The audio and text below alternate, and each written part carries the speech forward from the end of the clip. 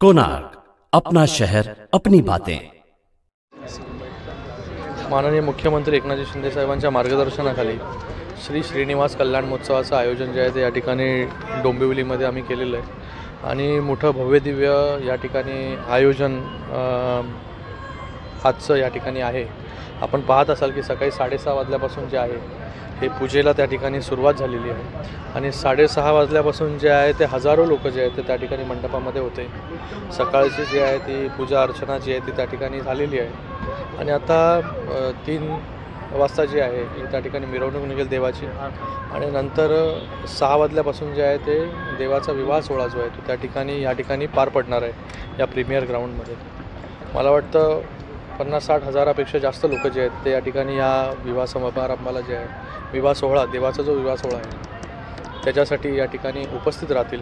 मला वाटतं आमच्या सगळ्यांचं हे भाग्य आहे की तिरुपती देवस्थान ट्रस्टच्या माध्यमाने जे आहे ते या ठिकाणी आम्हाला ही सेवा करण्याची संधी जी आहे ती या ठिकाणी मिळाली। हजारो लोक जे आहेत ते या ठिकाणी देवाचं दर्शन जे आहे ते त्या ठिकाणी सकाळपासून घेत आहेत। आता संध्याकाळी मोठा कार्यक्रम आहे त्याच्यामध्ये हजारो लोक जे आहेत या ठिकाणी उपस्थित राहतील। तीर्थप्रसाद या ठिकाणी आहे असा हा कार्यक्रमाचं नियोजन केलेलं आहे। या ठिकाणी वेगवेगळ्या भागातून जे आहे त्या अगोदरच बैठका वेगवेगळ्या समाजांबरोबर वेगवेगळ्या लोकांबरोबर झालेल्या आहेत आणि वेगवेगळ््या ठिकाणी जसं जे आहे त्या ठिकाणी सुटणार आहेत। डोंबिवली स्टेशनवरून शटल सर्व्हिसची देखील सुविधा जी आहे ती सोय देखील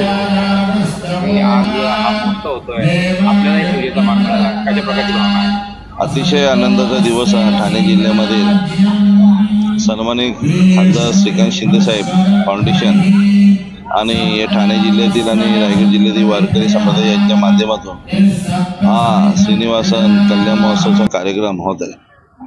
महाराष्ट्राचे लाडके मुख्यमंत्री एकनाथजी शिंदे साहेब आणि लाडके खासदार श्रीकांत शिंदे साहेब यांच्या माध्यमातून असलेला हा बालाजीचा लग्न सोहळ्याचा प्रोग्राम अतिशय आनंदात धुमधडे होत आहे। आज त्यांची सकाळपासून 6:30 वाजल्यापासून पूजा अर्चा चालू होती। त्याच्यात मला बसायचा मान मिळाला। मी मनापासून खासदार साहेबांचं मनापासून आभार मानतो। अतिशय आनंदाचा सोहळा तुम्ही बघत असाल। अतिशय लोकांची गर्दी झाली होती की ह्या पूजेला अजूनही पूजा चालू आहे आणि संध्याकाळी 5:30 ते 7 हा लग्न सोहळा पार पडणार आहे। दुपारी 3 ते 5 शोभायात्रा निघणार आहे। एक पर्वणीच या डोंबिवली शहरात एक पर्वणीच मिळाली आहे लोकांसाठी नागरिकांसाठी, कारण हा सोहळा बघायला 40-40 वर्ष वाट पाहावी लागते आणि एक आपल्याकडे चालून आलेला हा देवाचं आगमन इथे होऊन आशीर्वाद मिळाले आहेत सर्वांना। त्यामुळे मी श्रीकांत शिंदे साहेब आणि महाराष्ट्राचे मुख्यमंत्री साहेब यांचे मनापासून आभार मानतो। अतिशय आनंदाचा दिवस आहे।